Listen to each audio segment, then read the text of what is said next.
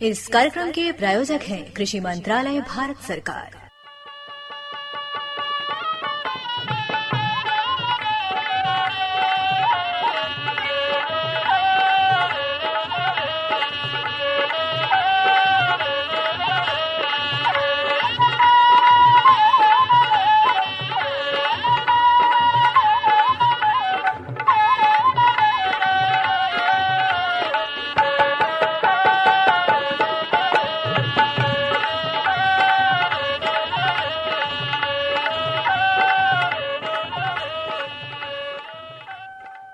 भैया बोला जय जवान जय किसान। नैना बहन, हाँ भौजी, देखा अपन बैठकी के बसुरी बजल और किसान भैया लोगन समय से शामिल हो गए हमन।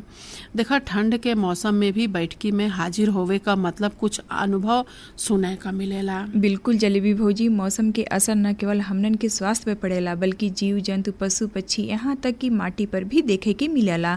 अब जैसे हमार दुआरे पे मवेशी हमार परिवार के अंग हवे, वही तरह से खेत खलियान हमारे जीवन का आधार भी हवे। एकदम सही कहलू नैना बहन। तो हम सबके सबसे पहले तो माटी के में जौन रासायनिक खाद और कीटनाशक से होवे वाला दुष्प्रभाव बा ओके समझे के जरूरत बा। बिल्कुल। और जैविक विधि के अपनावे के जरूरत बा।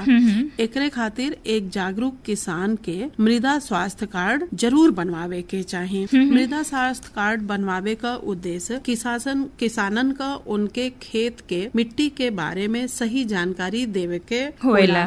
मतलब कौन तत्व कितना बा और खेती के समय कितना डाले के जरूरत बा।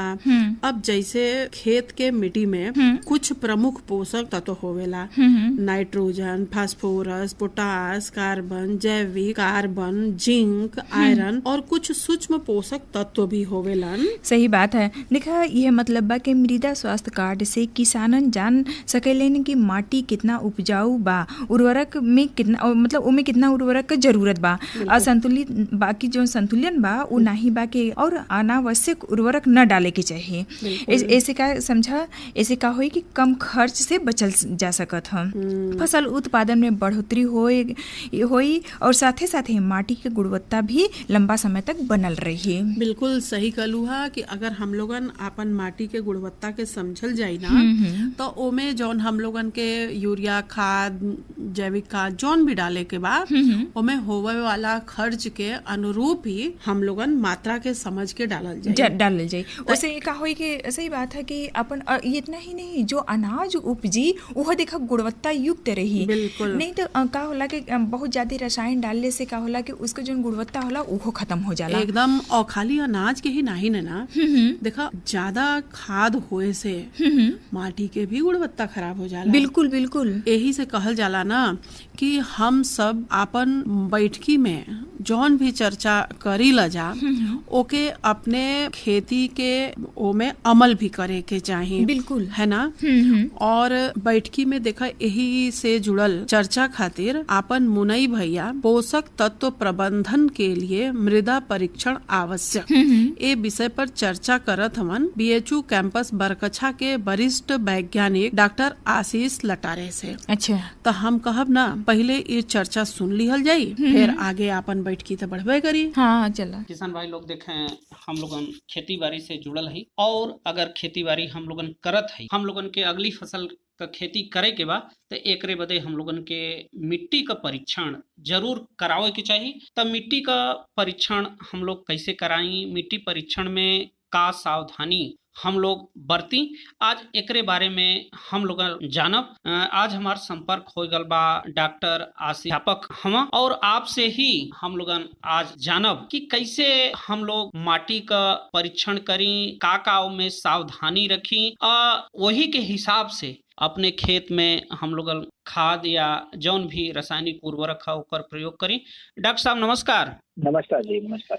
डॉक्टर साहब आप माटी विशेषज्ञ हवा, त ऐसने में जौन अपन किसान भाई लोग माटी का परीक्षण करावल चाहत हवा तो वो कौने बात का विशेष रूप से ध्यान रखें? ये अगर आपको माटी का परीक्षण करना है जी तो हमें हमारा खेत जब खाली हो जी जी तभी हमने लेना चाहिए। जी और अगर खड़ी फसल अगर आपकी है तब भी आप मिट्टी का परीक्षण के लिए नमूना ले सकते हैं उसका।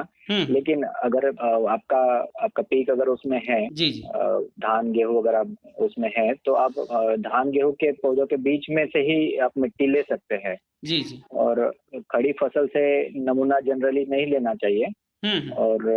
और अगर आपने रासायनिक उर्वरक अगर आपने उसमें डाली है, अगर आपके फील्ड में अगर आपने रासायनिक उर्वरक डाला है, तो उसके 1 महीने बाद ही आपने मिट्टी का जांच के लिए नमूना लेना चाहिए। जी जी सड़क के किनारे, रास्तों के पास अगर आपकी मिट्टी है और नाले के पास, पेड़ के पास है, तो या फिर आपका रासायनिक आपने खत वहाँ पे इकट्ठा करके रखा है, या फिर आपने कार्बनिक खाद वहाँ पे इकट्ठा कर, ऐसी जगह से मृदा का नमूना नहीं लेना चाहिए आपने जी।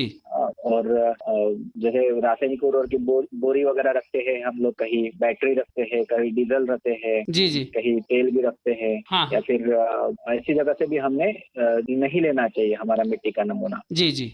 और जैसे मिट्टी नमूना लेने के लिए हम लोग औजार इस्तेमाल करते हैं, फावड़ा इस्तेमाल करते हैं, खुरपी इस्तेमाल करते हैं। जी जी। तो ये जो फावड़ा खुरपी है ये जंग खाए हुए नहीं होने चाहिए। अच्छा अच्छा। क्योंकि अगर जंग खाए हुए होते हैं तो क्या होता है कि हमारे मिट्टी के नमूनों में आयरन का मात्रा बढ़ जाता है। आयरन का मात्रा बढ़ जाता है तो रीडिंग जो आपका आएगा वो गलत आएगा आपके में। जी जी। उसका ठीक है। और अगर गीली मिट्टी है आपकी, गीली मिट्टी से जनरली नहीं लेना चाहिए। मिट्टी आपका फील्ड सूखा रहे तब आप अगर नमूना लेंगे तो अच्छा रहेगा। जी। लेकिन अगर गीली मिट्टी का अगर आप नमूना लेते हैं तो उसको, गीली मिट्टी को आपको छाव में सुखाना है, धूप में नहीं सुखाना है। नमूना का लेने के बाद उसको छाव में सुखाना होता है। जी जी। उसके बाद ही आपको सुखाने के बाद ही उसको मृदा परीक्षण प्रयोगशाला में उसको आपने भेजना चाहिए। अच्छा डॉक्टर साहब, जैसे नमूना अपन किसान भाई लोग लेत हवा मिट्टी परीक्षण बदे, तो जौन खेत बा वो खेत से कितना जगह से, जैसे मेड़ बा तो मेड़ से कितना दूरी होए के चाहिए, और एक खेत से कितना जगह से और कितनी गहराई में वो नमूना बदे मिट्टी निकाल सकन? जैसे आपका उद्देश्य क्या है नमूना लेने का, आपका मिट्टी परीक्षण का उद्देश्य क्या है, इस पे आपको कितना डेप्थ पे लेना है, कितना गहराई से लेना है, ये डिपेंड करता है। जी जी। अगर आप अपने मृदा की सुधार हेतु अगर लेना चाहते हैं तो आप 0 से 15, 15 से 30 और 30 से 60 सेंटीमीटर तक ले सकते हैं। अगर आप जैसे एग्रीकल्चरल क्रॉप लेते हैं तब, धान गेहूं टाइप के क्रॉप लेते हैं तो। अगर आप बगीचा लगाना हेतु अगर लेना चाहते हैं, बगीचे के लिए आपको थोड़ा और गहराई तक जाना पड़ेगा। 0 से 15, 15 से 30, 30 से 60, 60 से 90, 90 से 120 सेंटीमीटर, ऐसे अलग अलग जगह से आप ले सकते हैं। गहराई के बारे में अगर देखेंगे, जी जी। अगर कितने एरिया से लेंगे ये अगर डिसाइड करना है आपको, तो आपको पहले अपने फील्ड को डिवाइड करना पड़ेगा, अलग अलग भागों में, विभागों में आपको उसको बांटना पड़ेगा। जी जी। और बांट के आप उसके मृदा के प्रकार के अनुसार आप पहले मिट्टी को बांटेंगे। और एक एरिया, जैसे 1 एकड़ से भी आप ले सकते हैं। 1 एकड़ से एक नमूना आप अपने मृदा परीक्षण में भेज सकते हैं। लेकिन 1 एकड़ से में एक ही जगह से हम नमूना नहीं लेते हैं। हम 1 एकड़ में भी अलग अलग जगह पे, जैसे जिगजैग जिससे हम कहते हैं, जिगजैग यानी अलग अलग जगह से हम लोग उसे क्या करेंगे, नमूना को कलेक्ट इकट्ठा करेंगे। जी जी। और उसको एक जगह पे हम लोग उसको इकट्ठा करके उसको मिक्स कर देंगे उसको। और उसको हम 4 भागों में भी बांट देंगे। जो हमारा नमूना, जैसे मैंने एक एकड़ का एरिया है मेरा, जिसमें से मैंने 6 जगह से मैंने नमूना इकट्ठा किया। अब ये 6 ही जगह का नमूना मैं एक जगह पर इकट्ठा कर दूंगा, उसको मिक्स करूंगा, उसको 4 भागों में डिवाइड, उसको बांट दूंगा। 4 भागों में से 2 भाग में फेंक दूंगा और 2 भाग जो है उसको फिर से मिक्स कर दूंगा। इस तरह से मैं वो नमूना जब तक 500 ग्राम का नहीं होता है उसको मैं बांटता रहूंगा और 2 भाग फेंकता रहूंगा और 2 भाग को मिक्स करता रहूंगा। इस तरह से मैं 500 ग्राम का वो नमूना मैं हमारे लैब को भेजता हूँ। हम भेजेंगे, ऐसा करेंगे।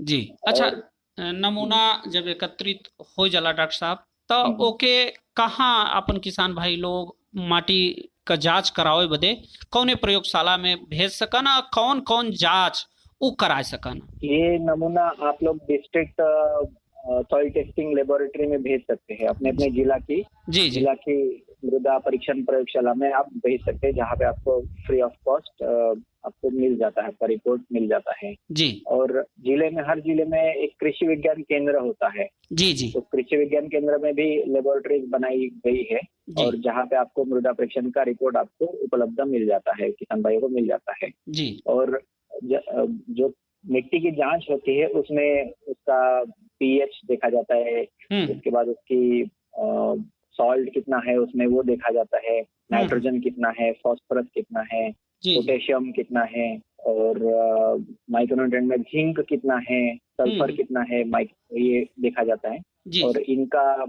कितना कंटेंट है। उसके बाद आपके मृदा में क्या वो कम मात्रा में है या फिर मीडियम मात्रा में है या फिर ज्यादा मात्रा में है, ये बताया जाता है आपको। और आपका जो रिपोर्ट आएगा वो रिपोर्ट के अकॉर्डिंग आपको आपने कितना रासायनिक खाद आपको उस आपके फील्ड में जहाँ से ऐसा नमूना आपने इकट्ठा किया है वहाँ पे कितना आपने रासायनिक खाद डालना चाहिए, ये आपको प्रिस्क्रिप्शन भी उसमें दे दिया जाता है।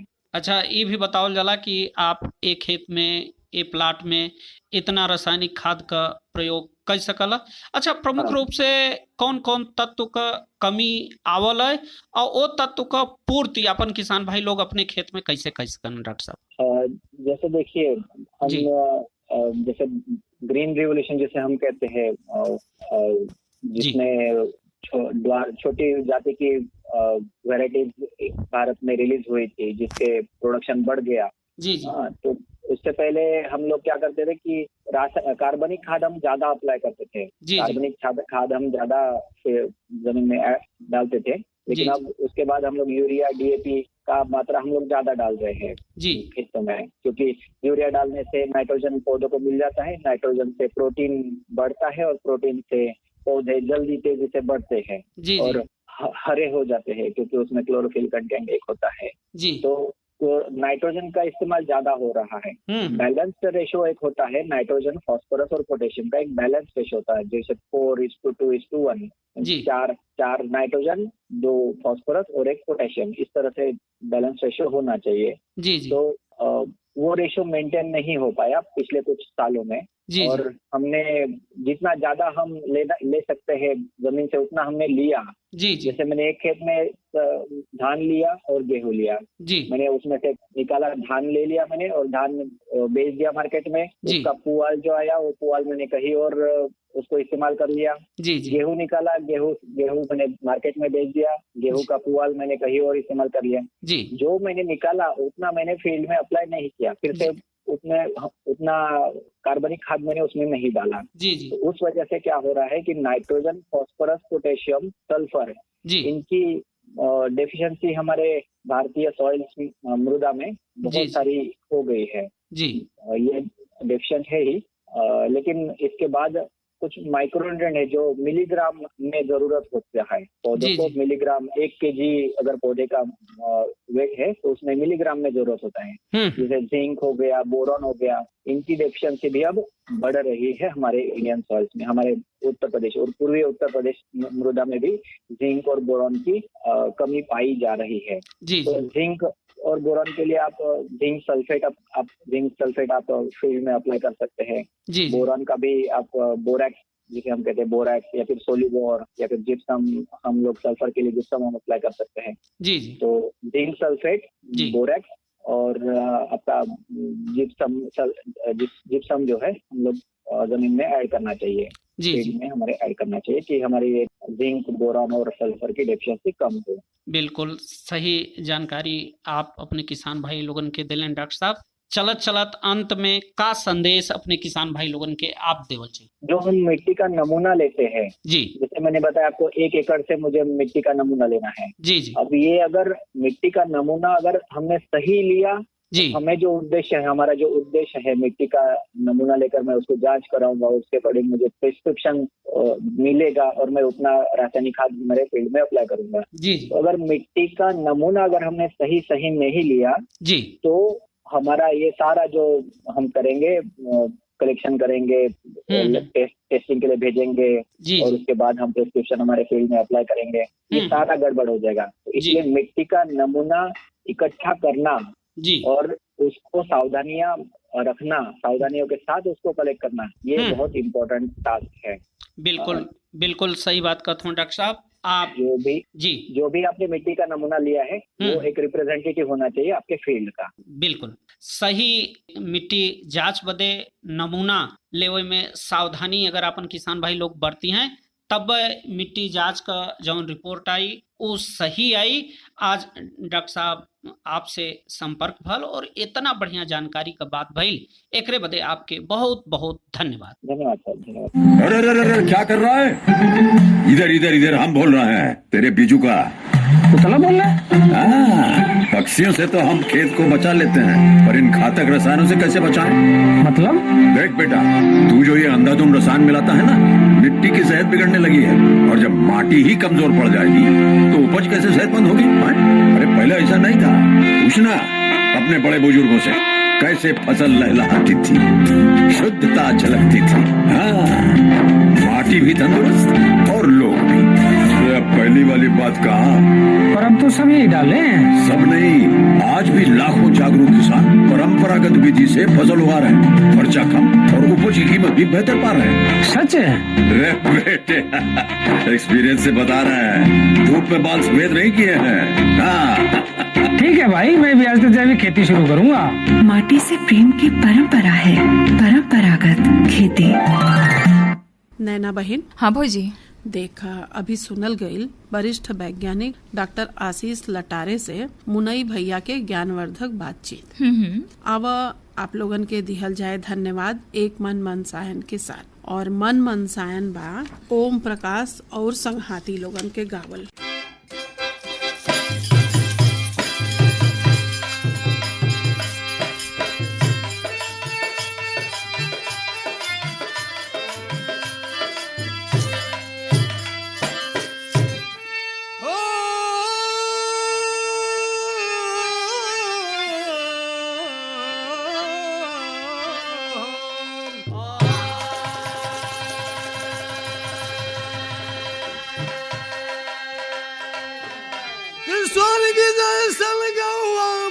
हमारे लागे सोना चनिया से मटिया प्यार लागे।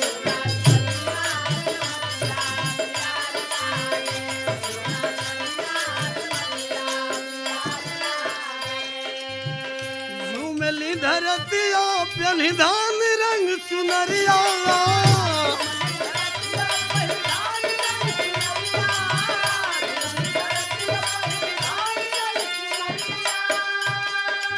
खेत खेत पनिया जुटावले नहरिया।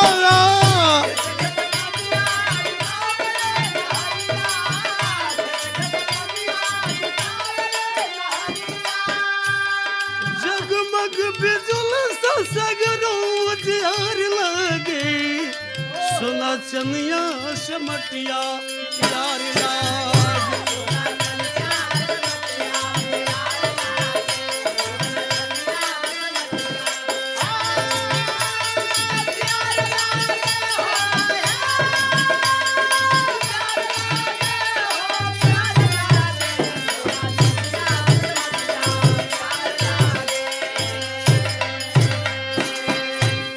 मवा बौरी गईल महुआ कुचाई।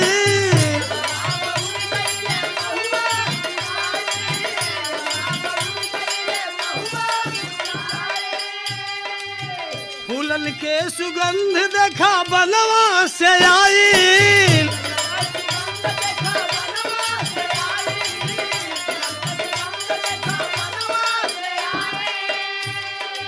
और मल भवल किनारे लागे सोना चनिया से मटिया प्यार लागे।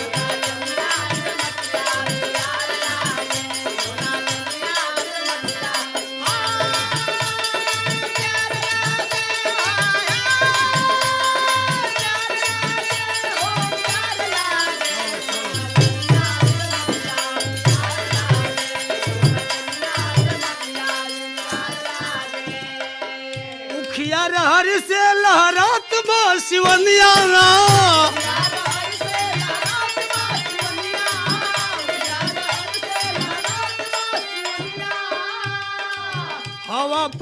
सनई बजावेला पैजनिया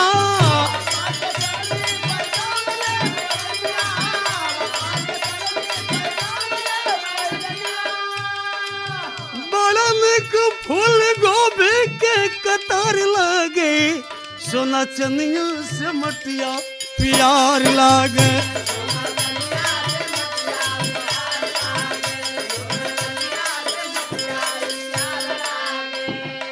फूलन के सुगंध देखा बनवा से आई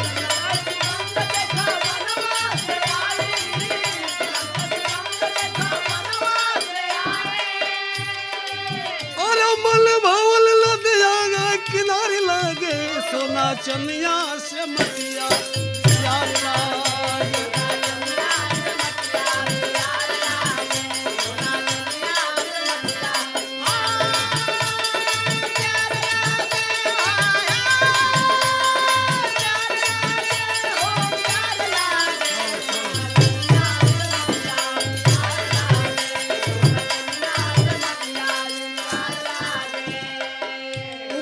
हर से लहरात बासिवनिया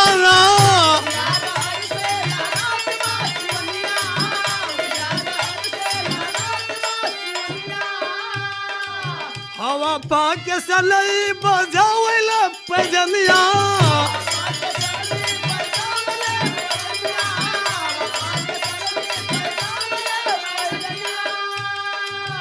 बड़ा निक फूल गोभी के कतार लागे सोना चनिया से मटिया प्यार लागे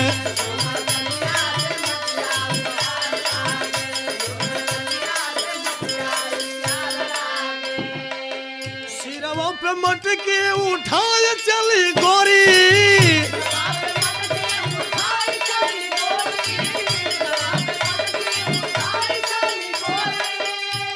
पनिया भरन चली कोना की ओरी बोला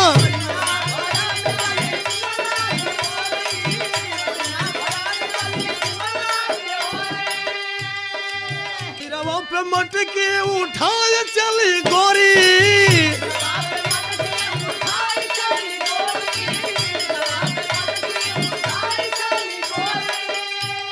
पनिया भरन चली कोना की ओरी बोला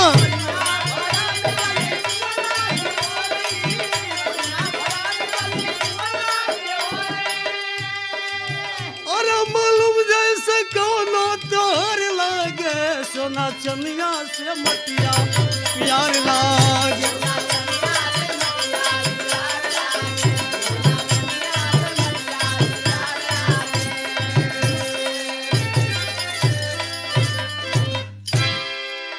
हर जोखिम से निकल कर फसल आए सुरक्षित हो जाए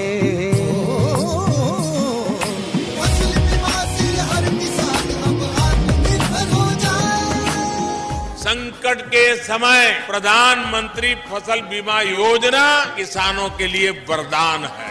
अब सूखा पड़े या बाढ़ आ जाए कोई डर नहीं, अब ओले पड़े या कीट पतंगे फसल खा जाए कोई फिक्र नहीं, क्योंकि हमने लिया है प्रधानमंत्री फसल बीमा। बुआई से फसल कटाई तक हर जोखिम का दावा, न्यूनतम प्रीमियम पर अधिकतम भुगतान का वादा। योजना से हर साल जुड़ रहे हैं 5 करोड़ से ज्यादा किसान। अब आपकी है बारी। नजदीकी कृषि कार्यालय, सहकारी समिति, बैंक शाखा, अधिकृत बीमा कंपनी या जन सेवा केंद्र में स्वेच्छा से करा सकते हैं पंजीकरण। फसल बीमा पोर्टल या फसल बीमा ऐप द्वारा भी कराया जा सकता है पंजीकरण। प्रधानमंत्री फसल बीमा योजना, आपकी फसलों का संपूर्ण सुरक्षा कवच। कृषि एवं किसान कल्याण मंत्रालय, भारत सरकार। तो देखा ओम प्रकाश और संघाती के गावल कितना बढ़िया विकास गीत सुनल गया। तो देखा मन तो फरिश हो ही गया। तो अपने कार्यक्रम के हमने लोगन आगे बढ़ाई जा, लेकिन देखा अपन बाबूलाल मोर भैया देखा रावर्सगंज मंडी से कुंतल में बाजार भाव भेजले में जला कहा तो वो बासी देवल जाए। अच्छा देखा बाबूलाल भैया आज भेटाल रहलन हमके और कहलन कि खेती अगर चकाचक बा त खलैता एकदम खचा खच त बाजार भाव के बात आप कहलिन त आलू लाल वाला बा 1000 रुपया से 1200, सफेद वाला बा 500 से 800, नया आलू ये समय दिखावत बा ना, बिल्कुल हाँ, तो ऊ बा 1200 से 1400। हरियर धनिया ये समय बहुत बढ़िया दाम देत बा हम लोगन के, किसान लोगन के। तो हरियर धनिया बा 5000 से 6000 और हरियर मिर्चाई बा 3000 से 3500। टमाटर बा 1500 से 1800, अदरक 5000 से 5500, प्याज बा 1000 से 1200, लहसुन बा 2000 से 2500, पालक बा 1800 से 2000, सोआ बा 2500 से 3000, मेथी बा 4000 से 5000। और देखो सेम ये समय नया नया आवत बा, और जवन किसान भैया लोगन की यहाँ ये समय सेम निकलत बा ना, समझा इतना बढ़िया दाम मिलत बा, 5000 से 5500 रुपया कुंटल बा सेम। तो दिखाए, और वही के साथे साथे दिखाए अपन फूल गोभी जौन बा वो 2500 से 2800 रुपया प्रति सैकड़ा बा, पत्ता गोभी 2200 से 2500 रुपया प्रति सैकड़ा बा, नींबू जौन है वो 150 से 200 रुपया प्रति सैकड़ा बा। देखा ये बाबूलाल मोर भैया अपन रावरसगंज मंडी से भेजले रहना हम बाजार भाव। नैना बहन देखा, हम लोगन अपने खेती किसानी में जवन भी बात कही करी ला जा, ओकरे आधार पर जब हम लोग विशेषज्ञ भैया के बात सुनी ला जाना, तब बड़ा अंतर देखे के मिलेला। बिल्कुल, काहे कि हम लोगन अपने मनमानी करी ला जा, मगर विशेषज्ञ भैया लोग अजमावल चीज बतावेला।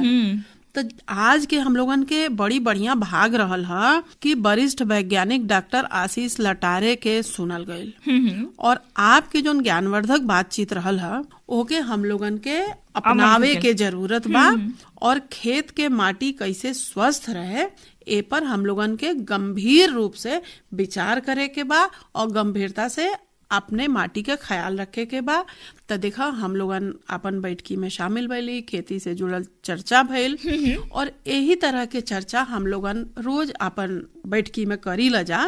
मगर देखा अब आज के बैठकी के तो समय धीरे धीरे हो रहल बा समेटे के। तो देखा अपन के घड़ी के सुई भी इशारा करत है कि ये बैठकी यहीं समेटल जाए, अगले बैठकी में फिर भेंट हुई, मुलाकात हुई, तो चलल जाए। तो भैया बोला जय जवान जय किसान।